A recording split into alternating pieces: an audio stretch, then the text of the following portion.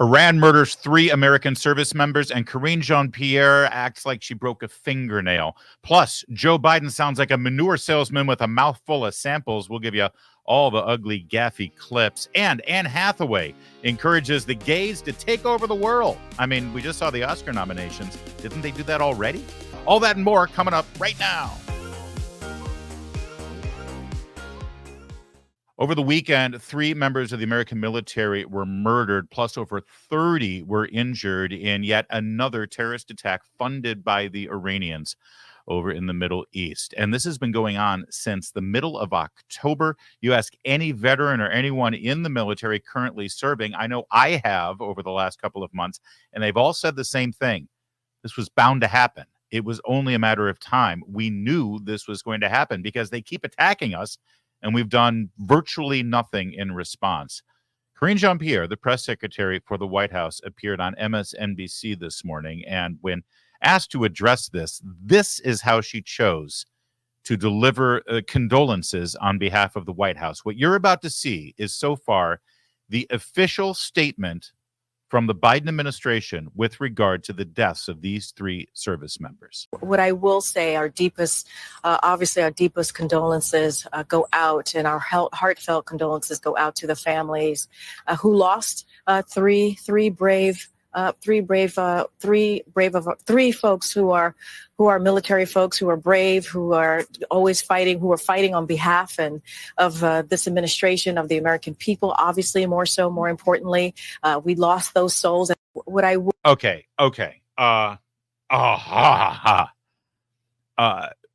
going to watch this again together, and I'm going to stop it a couple of times to sort of emphasize how despicably disgusting this is. Let me start by saying that this woman is paid to deliver messages to the media. This is the entirety of her job. She has been hired, plucked out of obscurity, and paid handsomely to stand up in front of cameras for the entire world and speak on behalf of your government, on behalf of the Biden White House. And here we have the murder of 3 members of the American military, and this is the best she can muster? You and I, most of the people that you know in your life, we know somebody who is serving in the military right now, either a family member or a friend. Maybe it was a father or a mother or aunt and uncle, grandparent or something, but we've had some connection with the United States military and service. And over the last 20, 25 years, since September 11th, that means that we've probably been in contact directly, intimately, with somebody who has had devastation wrought upon them, either from, God forbid, a death in sacrifice for our nation, or maybe losing a limb, maybe a traumatic brain injury, some horrific instance. You are probably 1 to maximum 3 degrees of separation away from an individual who has gone through this horrific scenario in their life of someone serving, wearing the uniform, and having to deal with this trauma. And because of that, I've got to think, as emotional as it is, as horrible as it may be, when asked to speak about it, I think you could do better than Karine Jean-Pierre. Because in my heart of hearts, this video alone tells me that they are so disconnected from the American people on something so fundamental, something so real.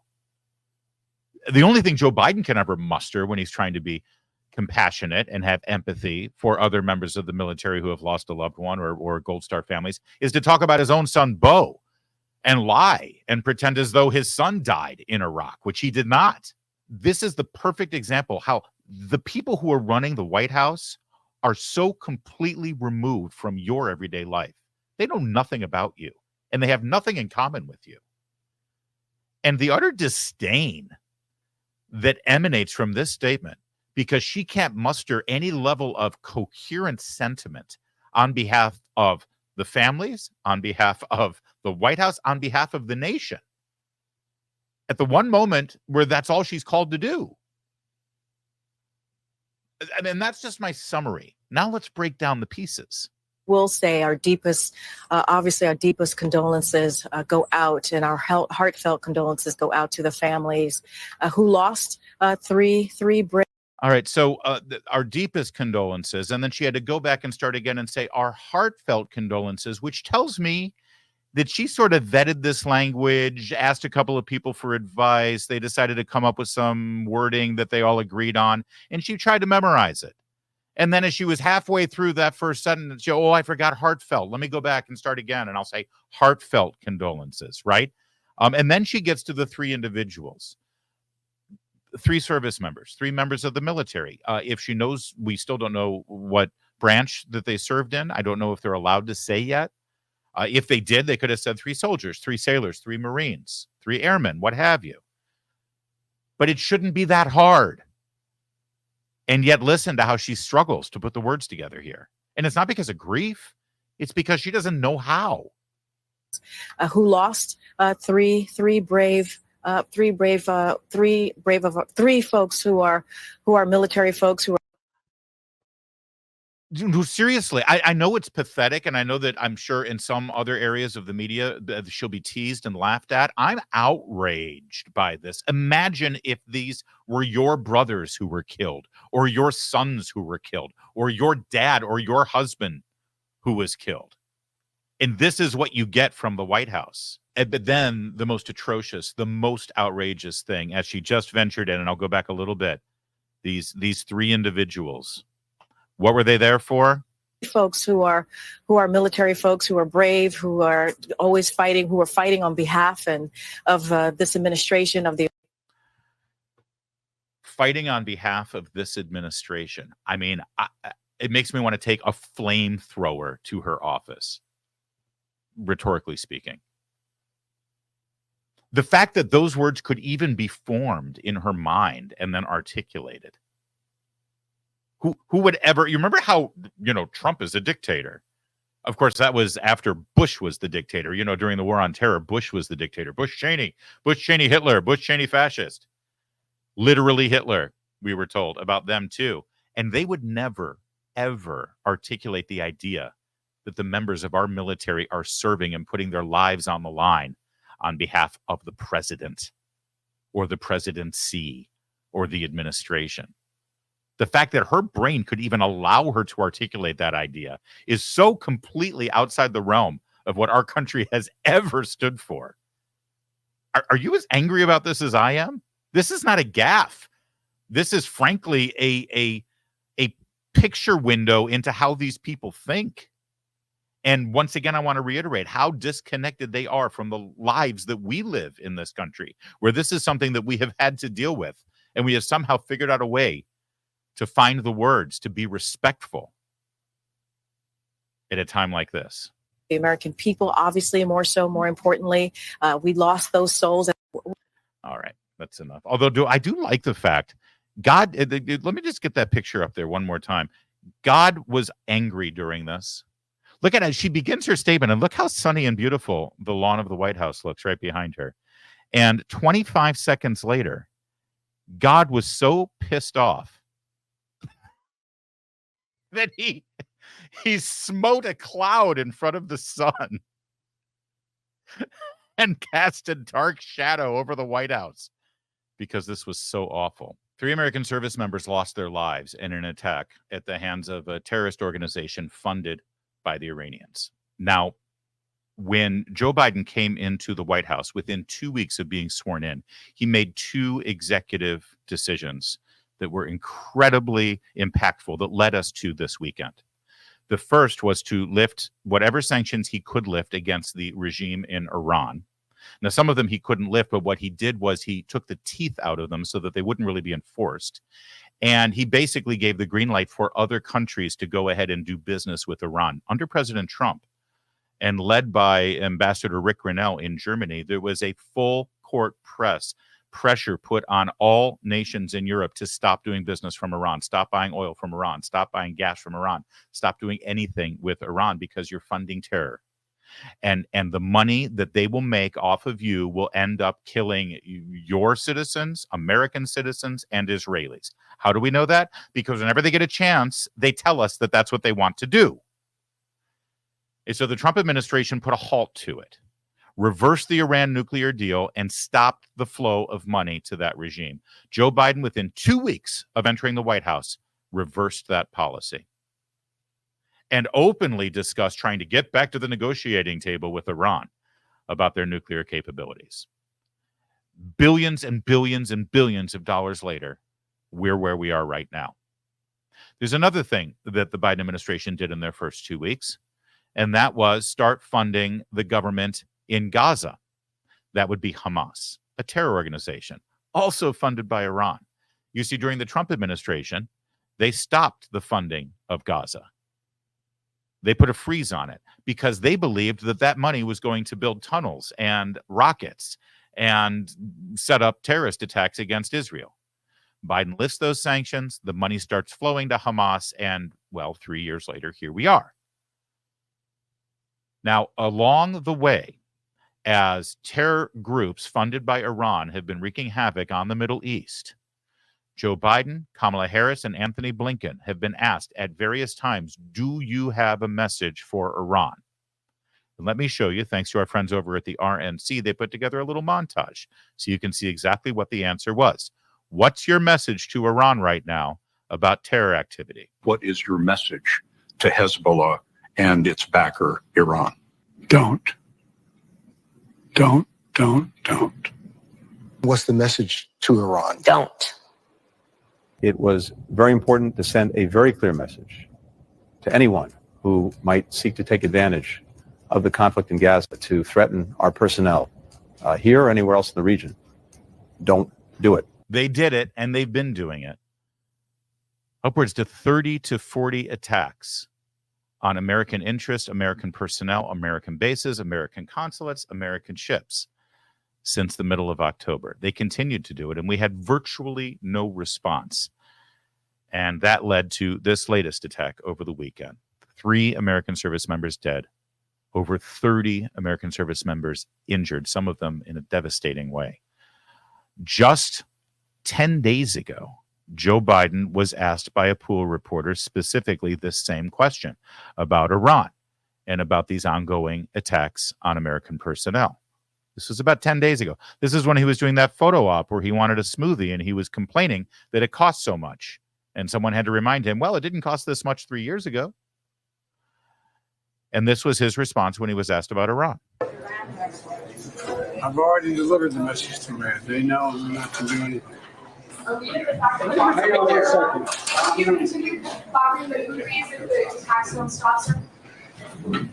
that again? We will make sure that we respond to the Houthis if they continue this outrageous behavior, along with our allies. Kind of mixed messages there. The first is they already know not to do anything. And then when asked, well, they have done something, what are you going to do? Well, we're going to respond.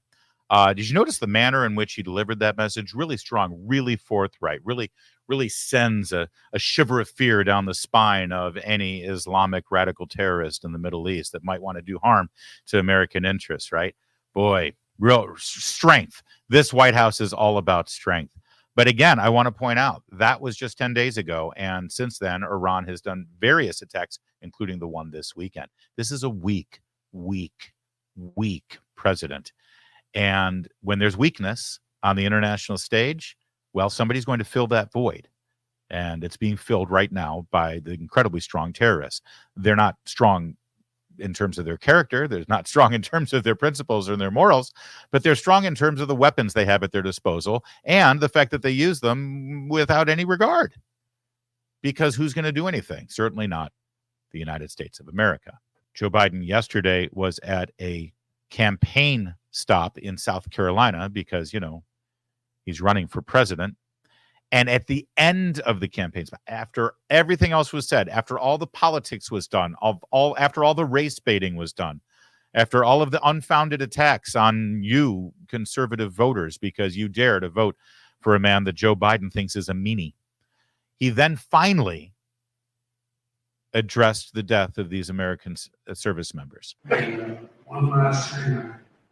I want to point out that we had a tough day last night in the Middle East. We lost 3 brave souls.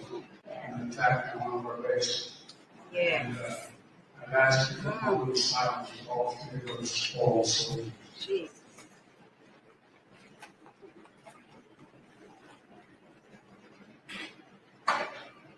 And we shall respond.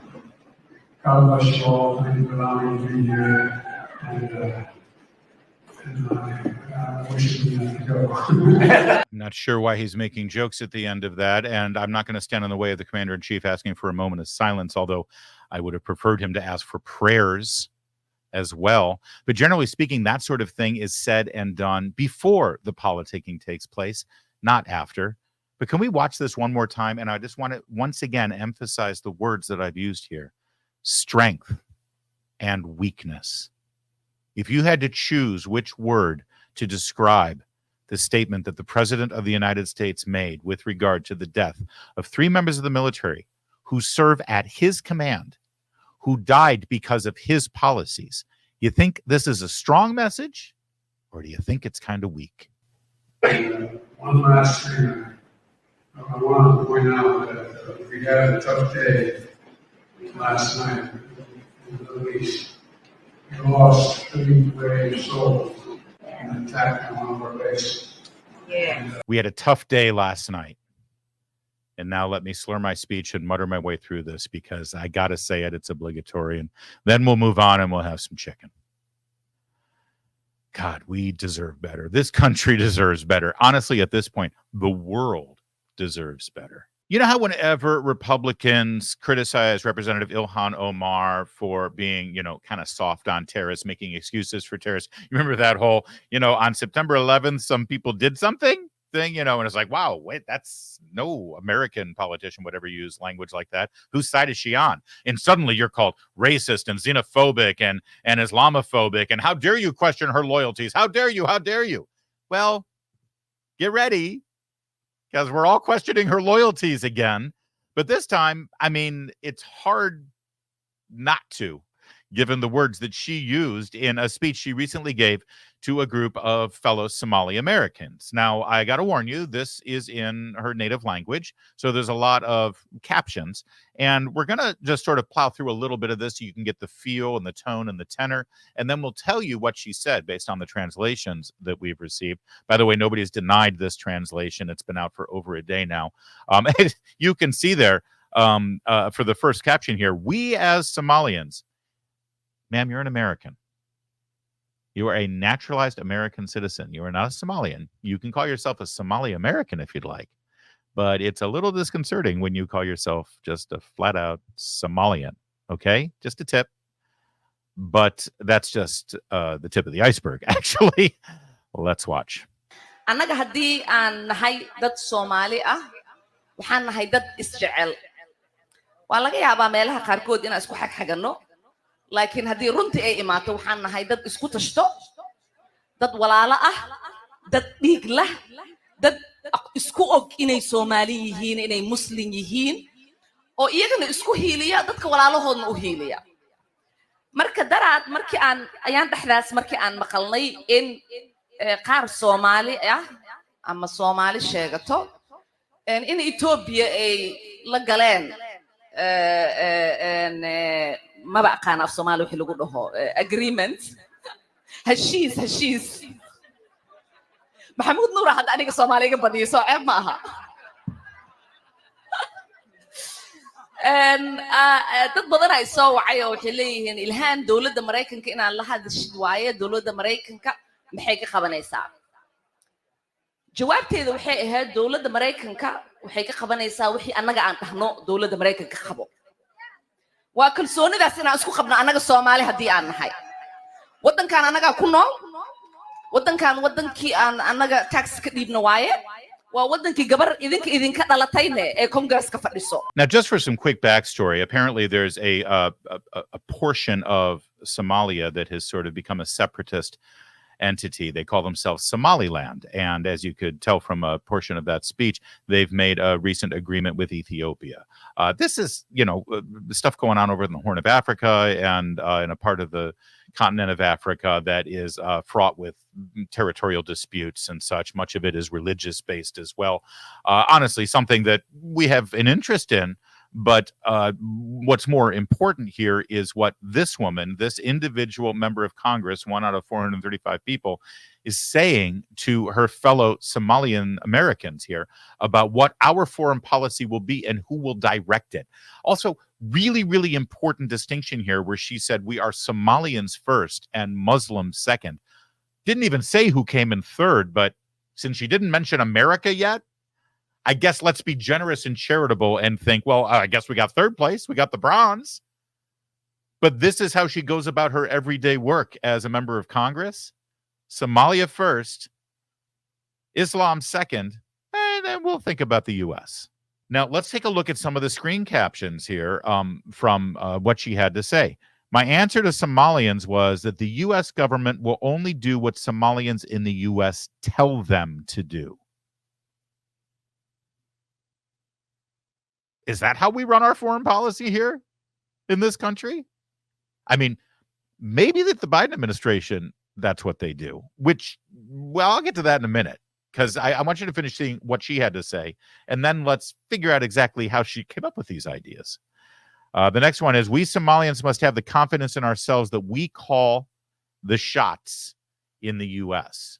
So there's a flare-up over in Somalia. We're not sure what side is the right side to take. Let's ask Ilhan Omar and the people who vote for her, and we'll do whatever they tell us to do. No, ma'am. That's not how this works. Our commander-in-chief and the foreign policy apparatus at the State Department and at the Pentagon and the National Security Council, they figure out what's in the best interest of the United States of America, not people who have patriated themselves from Somalia here. Because, see, that's the problem with this entire mentality. When you emigrate from another country and you become an American citizen, you literally swear that you no longer have those allegiances and that your priority is our priority and our interest. They will do what we want and nothing else. They must follow our orders, and that is how we will safeguard the interest of Somalia. We will follow your orders? The whole they and we thing, by the way, is fascinating. You see, we Americans, we still have a quaint notion that we, the people, are in charge of this country. That we, the people, you know, the first 3 words of the Constitution, are actually the ones who give consent to our government, not the other way around. But that certainly isn't her perspective. The we and they is they, the government, will do what we tell them to do. Well, no, not exactly. Not the way she sees it. And again, I think the most important part of that is that she suggests that we should do what's in the best interest of Somalia. Well, no, I'm sorry. We'll do what's in the best interest of the United States of America. Now, a couple of things that we need to explore here. I mean, how did we get here with Ilhan Omar? How did she reach the point where she felt emboldened to be able to stand up in front of fellow Somalian Americans and say something so outrageous? Where did she get the notion that the American government and the foreign policy apparatus will do whatever she or the Somalians in her district want them to do? Is it possible that she heard this from someone? Is it possible that the Biden administration has basically given her carte blanche? Hey, listen, you know, we don't really care about Somalia. It's over there. Ethiopia, what do we care? You just let us know what you need and we'll take care of it for you. You think she just came up with this on her own? Or are these the sort of things that are discussed behind closed doors within the Democratic Party caucus, in the House of Representatives, in the Senate, and yes, in this administration? Have you ever seen a more transactional political party than this?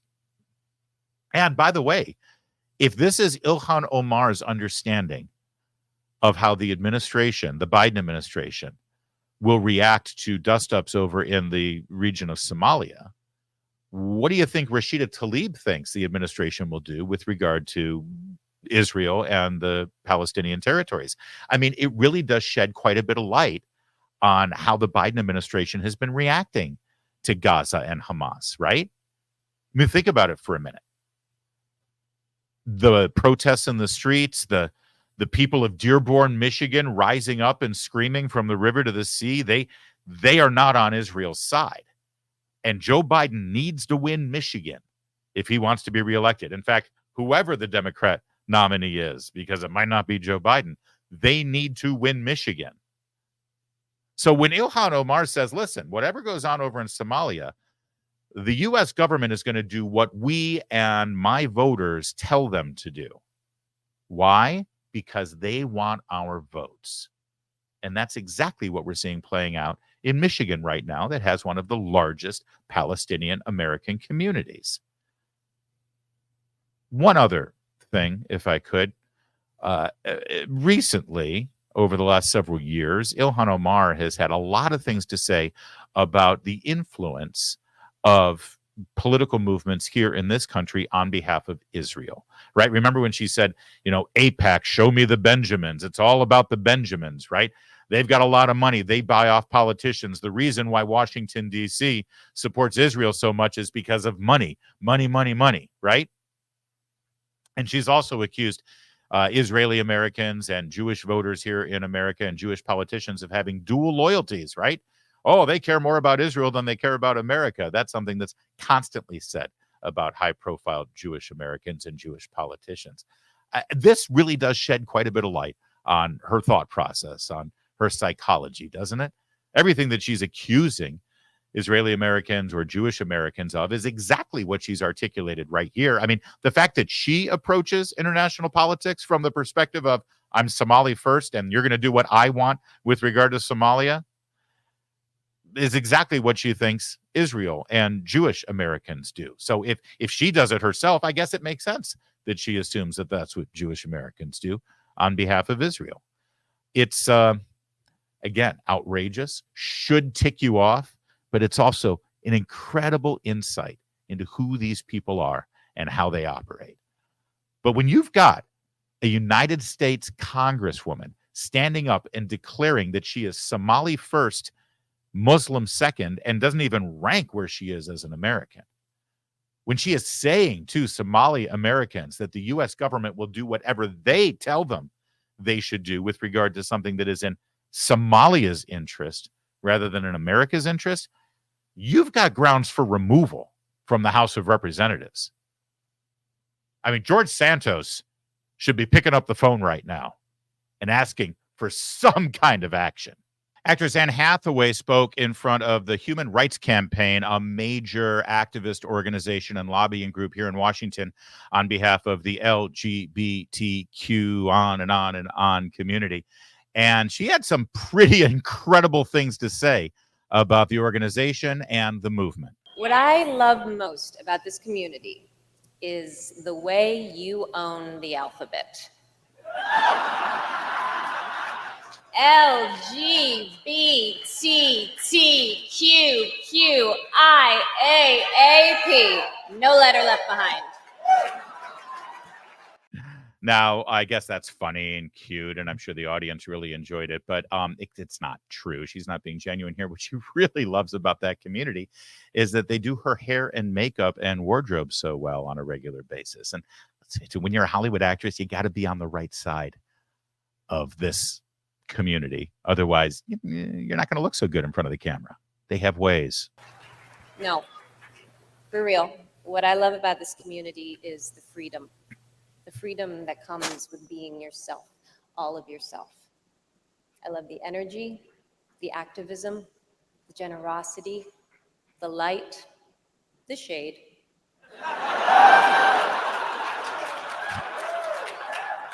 The fun. I love the dignity that accompanies self-acceptance.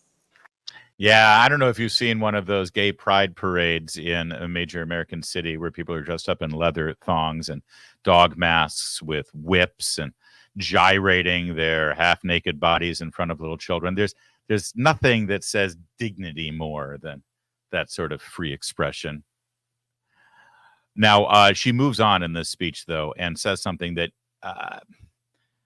listen, for those of us who are in this regular cultural conversation right now in America about where things are going with regard to transgender activism, and especially how it affects our children and how we should have the ability to raise our children outside of the dogma that's being thrown down by the political and cultural Marxist left in this country. What you're about to hear from Anne Hathaway is not only ammunition for the next round of this war, but also complete validation of everything you fear about where this is headed. It is important to acknowledge that, with the exception of being a cisgender male, everything about how I was born has put me at the current center of a damaging and widely accepted myth.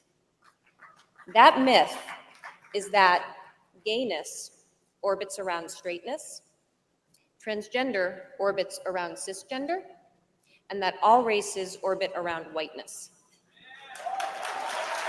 I appreciate this community so much because it's where I learned to reject this myth.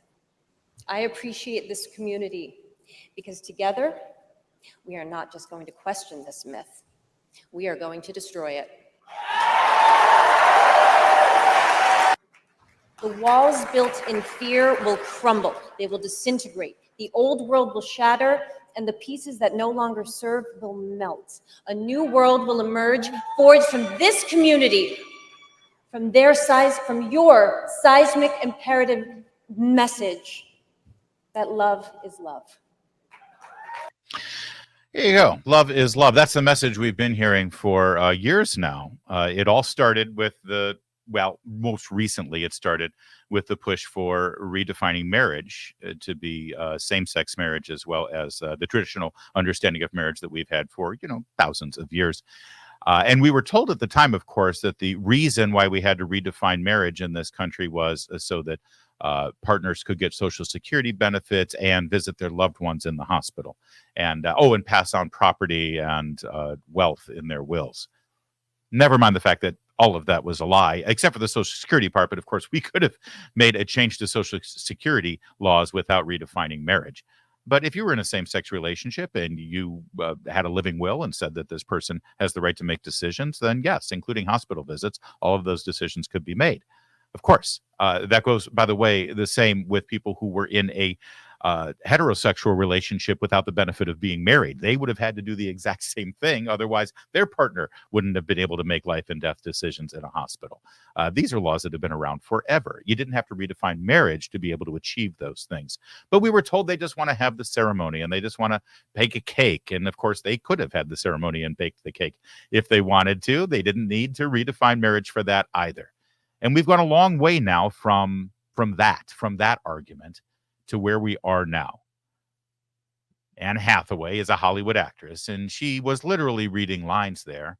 And the fact that she got emotional and started crying, I mean, it might touch your heart, but also recognize that she won an Oscar for crying quite a bit while singing a song in the movie Les Miserables about how she had just been raped. And I don't think she actually was, so she can figure out how to cry whenever she needs to cry. So I wouldn't let that affect you. No, what you need to do is look through the emotion and the performance and actually listen to what she's saying. They want to upend heteronormativity. They want to upend the idea that the norm in our culture, in our society, is one man and one woman building a family unit together. The way we're biologically created. You don't even have to have religious faith to understand the science involved here. That whole idea of gayness orbiting around straightness, or transgender orbiting around cisgender, they're going to blow all that up, you see, because gayness doesn't have to be the thing that is the alternative to straightness. Who said straightness was the default? Who said straightness should be what we are striving for? That's really what's going on here. And she just said all of that quite out loud, if you were paying attention to the words. This couldn't be a bigger fight. It couldn't be a bigger battle that we're in the middle of right now. And for everybody who says that we're waging a culture war, understand something. We've actually been just fine the way our society has been structured and built up right up until about, 2.5 minutes ago. And now suddenly everything that we have built in this culture worldwide is now suspect and the problem and needs to be destroyed.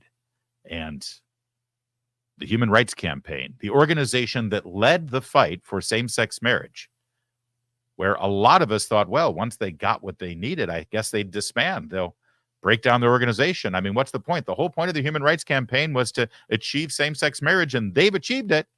But apparently, they've got a lot more work to do. In the last presidential election cycle, hip-hop artist and legend Snoop Dogg was unequivocal about who he thought you should vote for. Let's just walk down memory lane for a second, shall we? I just want to say this real quick, man, on the political shit.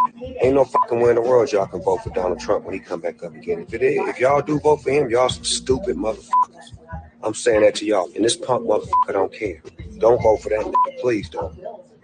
Look what he do. He just don't give a fuck. Y'all honest, blue-collar, hard-working people and suffer. So if he don't care about y'all, he really don't give a fuck about us. So fuck him too. And fuck everybody down with Donald Trump. I said he get Snoop Dogg. Fuck him. All right, now, I know you might be thinking to yourself, who cares? Who cares what this guy has to say? Well, you might not care, but I assure you, for some voters that maybe don't pay a whole lot of attention to American politics, that actually resonated. It probably did catch some people's attention. In fact, sadly, for a good chunk of American voters, that might have been the only political message they heard during the entire election cycle on their favorite social media platform. I think that's Instagram, where he gave that message. So yes, it probably made some kind of difference. And by the way, he had something else to say during the Trump administration. CNN covered it. He did a video where he had Trump dressed up like a clown, and well, he assassinated the clown.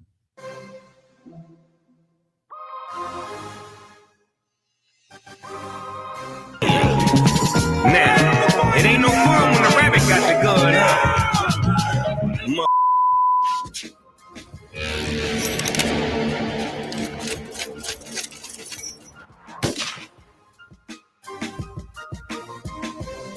All right. Yeah, so you remember that? And CNN did cover it, as you just saw from that video. And that was back when they didn't like Trump lawyer Michael Cohen. Now, of course, they like him because he's testifying against Donald Trump.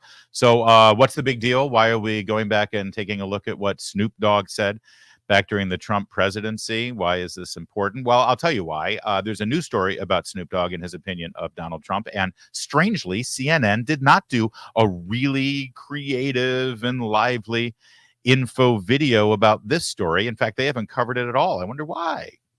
Here's why. He told the New York Times that he's supporting Donald Trump. Yeah, you guessed it, didn't you? Donald Trump, he ain't done nothing wrong to me. He has done only great things for me. He then went on to specifically point out how Trump had pardoned a business associate, co-founder of his first label. His name was Michael Harris. I have nothing but love and respect for Donald Trump, he said. Statement is a complete 180 after Snoop Dogg made a video in 2017 appearing to shoot Trump. Well, to be fair, that wasn't Donald Trump he was shooting in the video. It was Ronald Klump. Come on, get it straight. But now Snoop Dogg is endorsing Donald Trump. And he'll probably do another video on his Instagram. And it won't get as much coverage and people won't be talking about it. But it will actually make an impact, maybe not on CNN, but back in the exact same communities of voters that, again, don't get a whole lot of information and don't get a lot of political news. But they will see what Snoop Dogg says on Instagram. Is that important? Does it make it there? The two do look good together, don't they? Come on. This is the tour America wants to see. Who wouldn't buy a ticket to that? Also, do you think Snoop Dogg's going to bring Martha Stewart along? They're very close, those two. I wonder. Why is this important? I'll tell you why it's important, because right now the polls are showing that the Democratic Party, and specifically Joe Biden, is underwater with black voters, especially black male voters, and they know it. They're openly talking about having to reverse this trend. And right now, the only message they've got is to black female voters. See, the only message they've been throwing out there has to do with abortion, abortion, abortion, abortion, abortion, abortion. But they don't have much to say about jobs, immigration, schools, crime, all the things that are negatively impacting black American communities across this country. All they've got is abortion, and Donald Trump is a racist. And the fact that Snoop Dogg has now endorsed Donald Trump, well, that might take the sting out of the whole Donald Trump is a racist thing. That and this. This was the scene in Chicago earlier this month when community members were finally sick and tired and fed up with Biden's immigration policies, or lack thereof. Politically, having over 500 people in our community would completely wipe out any interest we have. Are you aware that there are immigrant advocates at state houses all over this country who are advocating for non-citizen voting in local elections? What if that happened here? That would change the mindset of what we as a Black community need to thrive here in Chicago. That's a concern of ours. This is much bigger than the mayor of Chicago or Chicago Police Department. This is an effort to destroy our neighborhoods and silence our voices even further. Now, is that guy going to vote for Donald Trump because of his concerns about the border and because Snoop Dogg is endorsing Donald Trump? Maybe not. Is that guy going to walk over hot coals or broken glass to make sure that he gets a vote in for Joe Biden? Most assuredly not. Even more so, will he organize in his community to make sure that he gets out the vote, even if it's multiple mail-in ballots that will mysteriously show up on election night? Will he do anything to help Biden win? Doubtful. Doubtful. And that's a very, very real problem the Democrats have between now and election day. If they stick with Joe Biden, now everything changes if they get somebody like Michelle Obama to replace him at the Democrat convention. So get ready for Michelle Obama to replace Joe Biden at the Democrat election. Just a hunch. The president's brain is broken. He's campaigning quite a bit right now. You saw him in Michigan. You saw him in South Carolina. You saw him in Wisconsin. He needs votes. And between now and election day in November, it's just going to get harder and harder for him to get out there and make speeches. But just from the last few days, we've got several instances where, well, the president's brain appears to be broken. Let's kick things off. Did you see what he recently said about that he wants to see the economy crash this year? The sitting president. As they say in my faith, bless me, Father, come on, man. All right, let me try to translate that for you. He was talking about Trump saying something. He's alleging that Trump said something about wanting the economy to break, but then he referred to him as the sitting president. I can't believe this. Donald Trump, the sitting president, says that he wants the economy to break. Somebody should really give him a little card and let him know that, no, sir, in fact, you're the sitting president. You? What? Are you kidding me? What is that kind of malarkey? No, really, Joe, you're the sitting president right now. No, nobody would vote for me. What are you talking? No, it's true. Somehow it happened. There's more. Donald Trump, when he was commander-in-chief, refused to visit a cemetery, U.S. cemetery outside of Paris for fallen American soldiers.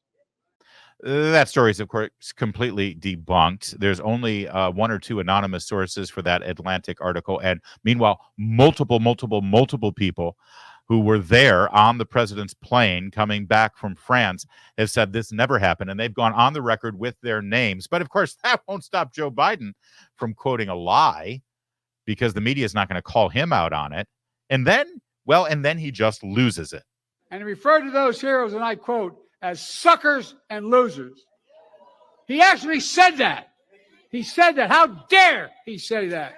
How dare he talk about my son and all of us like that? Does he think his son died in Normandy? I mean, we know he thinks his son died in Iraq, which didn't happen either. It is nice to see him get angry and show some passion about something really serious like this, a false rumor about what his political opponent didn't say. Imagine if he showed that kind of anger and compassion and energy toward, the invasion on our southern border, or the destruction of our economy, or 3 service members dead because he's been funding Iran and the terrorist satellites that Iran funds. Imagine if he had that kind of passion and energy about something like that. But no, he says it for the really important stuff, things that Donald Trump never said. Ron Jameson. Ron Jameson. See you, man. Pleasure to meet you. Glad you running in front of us playing it though. I could have been all American. Man. I want to lay him down for you. How you doing, man? All right, so I don't know if you could hear it because it was a little off mic, but he meets this guy in a coffee shop, and he says, if I had you running in front of me going downfield, I would have been an All-American. That's Joe Biden's way of saying, wow, you're a really big black man. You are one giant, fat, old, girthy black man. And I'm going to reduce you down to being a blocker on a football team, because that's really all I see when I see you. I see an offensive lineman on a football team because I am, in fact, a racist. I'm paraphrasing him, but that's pretty much what he said. More from Biden's broken brain this weekend. Like I said, I was kidding with Jim. I always go to 7:30 Mass at St. Joe's, which is a church built, Catholic church built by indentured Irish servants working for the DuPont family. It's those kind of made me angry. The cornerstone of the church, 1848, says built for our Catholics. I never figured we were their Catholics. But anyway, but all kidding aside, then I'd go to 10. Oh, kidding aside, we'll play a little bit more of this, but I just want to unpack a couple of things there. First of all, he's at a black church, by the way. This kind of gross and despicable description of the people who built that church that he's referring to in Delaware as Irish indentured servants. It's almost like he's saying, yeah, we had slavery of our own, we had our own slaves. I know what it's like, man. And the fact that if this is true, which again, Lord knows, everything needs to be taken with a pound of salt, let alone a grain. But if he actually saw the cornerstone of this church that the DuPont family paid for, say built for our Catholics, and he took that to mean that the Catholics were a possession of the DuPonts, his brain, as I've said, is completely broken, even more so than the obvious medical brain damage that he's suffering from right now. Why would you immediately think that our Catholics means that you're the possession of the DuPonts? It's actually about us being a family and part of the body of Christ, isn't it? That's how I would take it, but, I'm not, brain damaged. 10:30 Mass, 10:30 service with Reverend Beeman. And during the civil rights era, when I was working hard as a young man, public defender.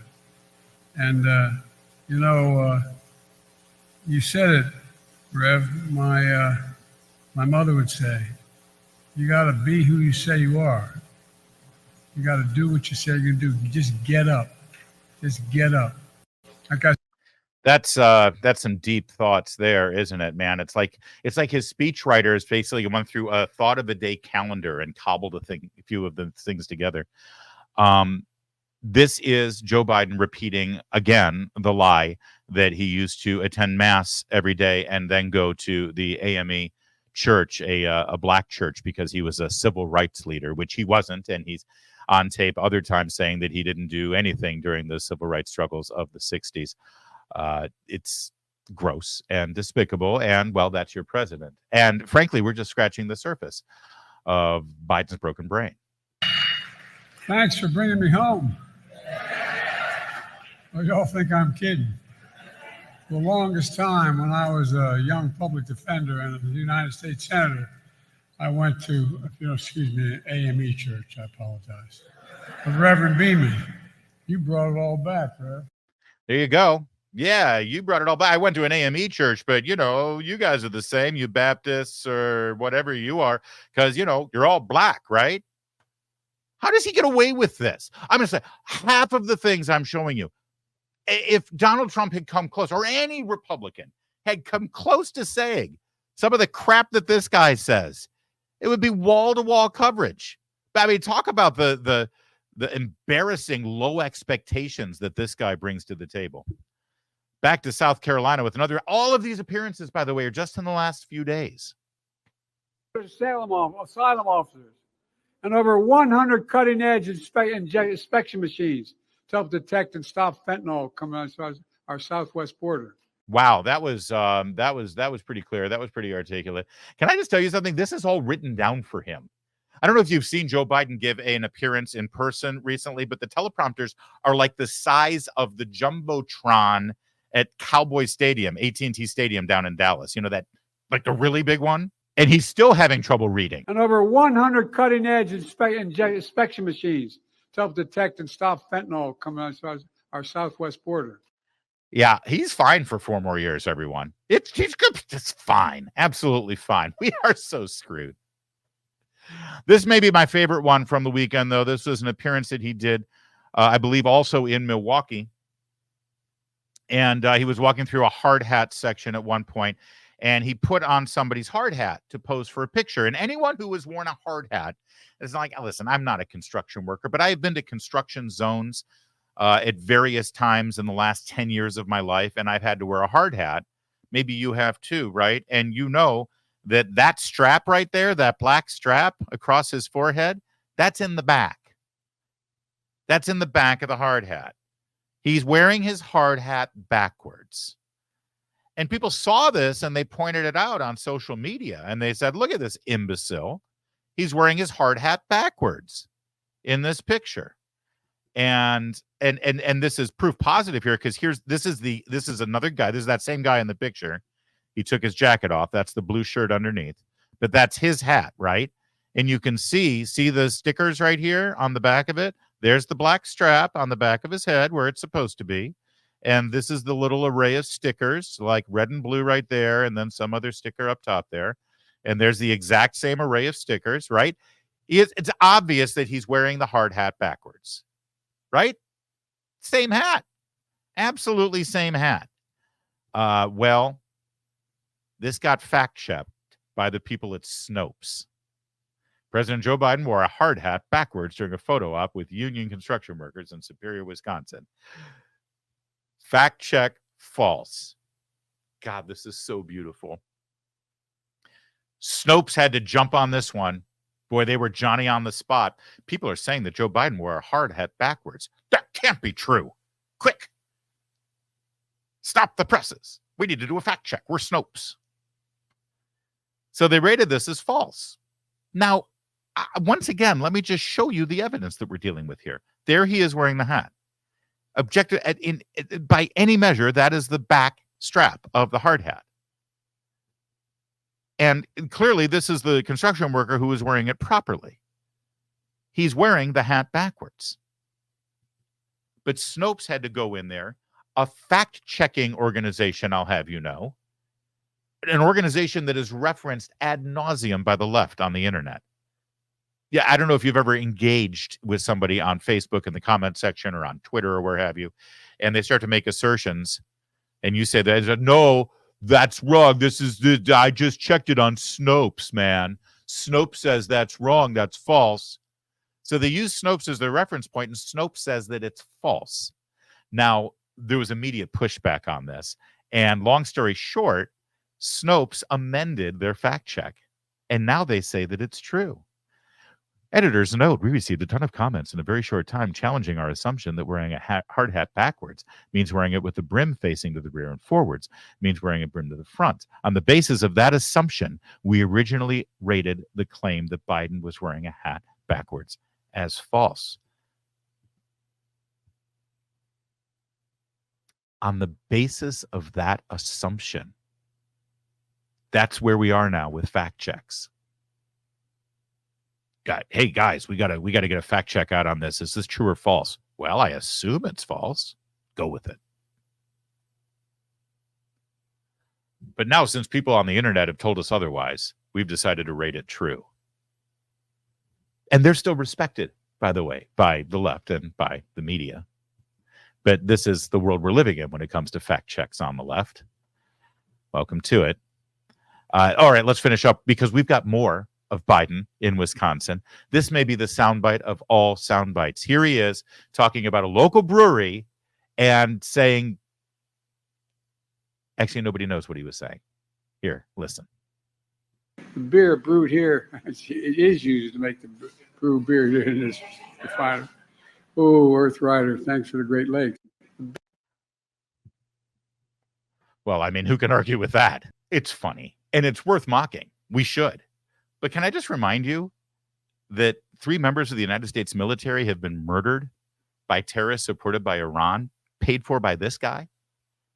and he's in charge of our foreign policy right now. He's our commander in chief. He's putting American lives in danger on a minute-by-minute basis.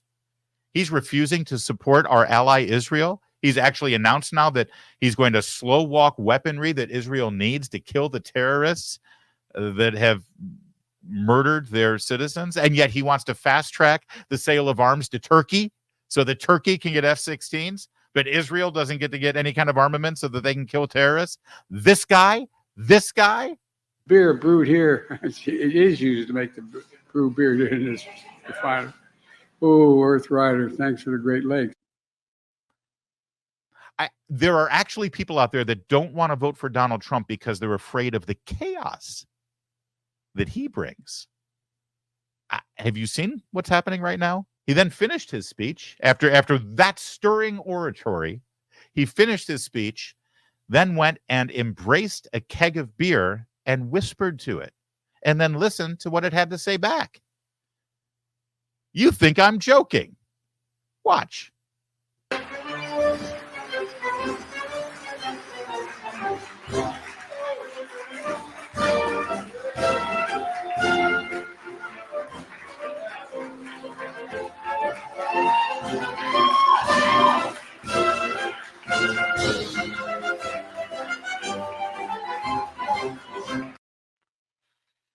Yeah, it's going to be Michelle Obama, right? It's totally going to be Michelle Obama. All right, let's wrap things up. He also appeared, again, this is all in the last 5 days. This is how bad it is. It's not like we're looking at, 2 years worth of gaffes that we're glomming together for this one segment. No, this all happened just in the last, 96 hours? Here he is in Virginia. He's rallying to make sure that as many babies are killed as possible before they're born.